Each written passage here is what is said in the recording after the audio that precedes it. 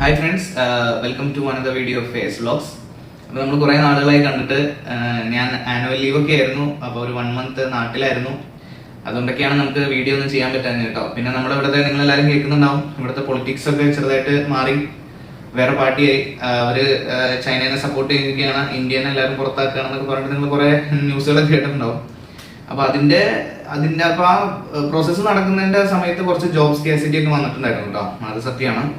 അപ്പോൾ ജോബുകളൊന്നും ഇന്ത്യക്കാർക്കല്ല ആർക്കും അവൈലബിൾ ആയിട്ട് വന്നിട്ടുണ്ടായിരുന്നില്ല ആ സമയത്ത്.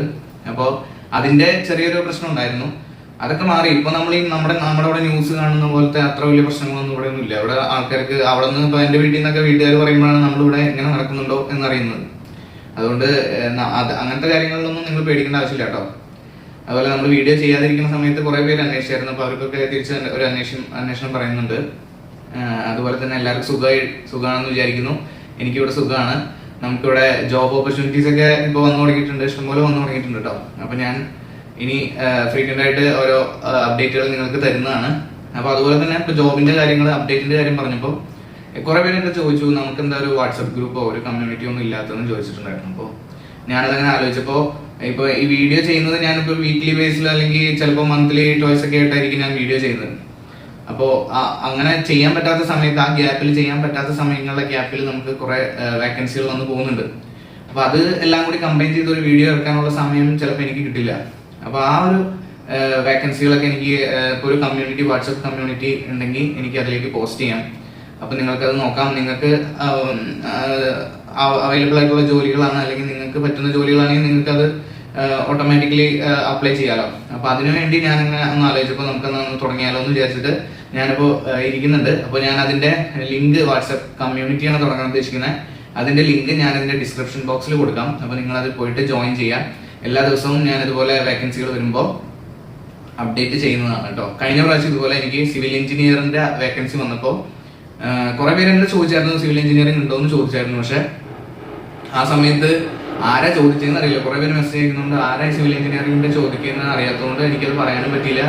ആ വേക്കൻസി അങ്ങനെ പോവുകയും ചെയ്തു. അതുപോലെ കുറെ ഓപ്പർച്യൂണിറ്റികൾ ഇങ്ങനെ വരുമ്പോൾ എനിക്ക് ആരൊക്കെ ചോദിച്ചതെന്ന് ഓർമ്മയില്ലാത്തതുകൊണ്ട് അങ്ങനെ പോകുന്നുണ്ട്. അപ്പൊ ഇങ്ങനെ ഒരു കമ്മ്യൂണിറ്റി നമ്മൾ തുടങ്ങി കഴിഞ്ഞാൽ അതിൽ ആ വേക്കൻസി മാത്രം ഇട്ടാൽ മതിയല്ലോ. അപ്പൊ നിങ്ങളത് കാണാൻ നിങ്ങൾക്ക് അപ്ലൈ ചെയ്യാം.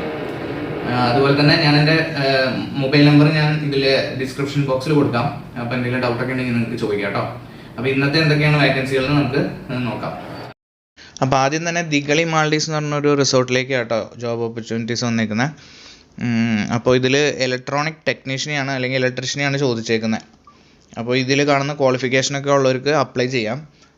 റിസോർട്ട് ആയതുകൊണ്ട് നല്ല സാലറി ഒക്കെ ഉണ്ടാകുന്ന ജോബുകളാട്ടോ. അപ്പോൾ ഈ കാണുന്ന റിക്വയർമെൻറ്റ്സ് ഒക്കെ ഉള്ളവർക്ക് അപ്ലൈ ചെയ്യാം. ഈ കാണുന്ന മെയിൽ ഐ ഡിയിലേക്ക് നിങ്ങളുടെ CV അയച്ചു കൊടുത്താൽ മതി.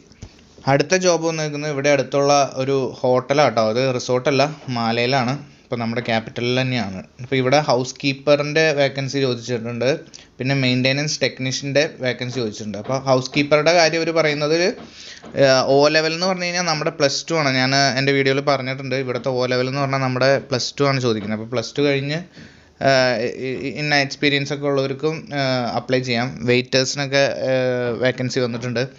അപ്പോൾ അങ്ങനെയുള്ളവരൊക്കെ അപ്ലൈ ചെയ്ത് നോക്കും കേട്ടോ. നമുക്ക് അവർ സെലക്റ്റഡ് ആണെങ്കിൽ നമ്മളെ അറിയിക്കും. അപ്പോൾ ഈ കാണുന്ന മെയിൽ ഐ ഡിയിലേക്ക് നിങ്ങളുടെ CV അയച്ചു കൊടുത്താൽ മതി. അടുത്ത ഓപ്പർച്യൂണിറ്റി വരുന്നത് കുറമതി എന്ന് പറഞ്ഞിട്ടൊരു റിസോർട്ടാട്ടോ. അപ്പോൾ ഇവിടെ നമ്മുടെ ഷോപ്പ് അസിസ്റ്റൻറ്റ്, ഷോപ്പിൽ ഒരു അസിസ്റ്റൻ്റായിട്ട് ഇരിക്കാൻ വേണ്ടിയിട്ട് ഒരാളെ ചോദിച്ചിട്ടുണ്ട്. അപ്പോൾ ഈ കാണുന്ന ക്വാളിഫിക്കേഷനൊക്കെ ഉള്ളവർക്ക് അപ്ലൈ ചെയ്യാം. അപ്പോൾ ഈ കാണുന്ന മെയിൽ ഐ ഡിയിലേക്കാണ് നിങ്ങളുടെ CV അയക്കേണ്ടത്, careers@kuramati.com. അടുത്ത കുറേ പേര് ചോദിച്ച വേക്കൻസി കേട്ടോ, ഡ്രൈവറിൻ്റെ വേക്കൻസിയാണ്. കുറേ പേര് ചോദിച്ചിട്ടുണ്ടായിരുന്നു.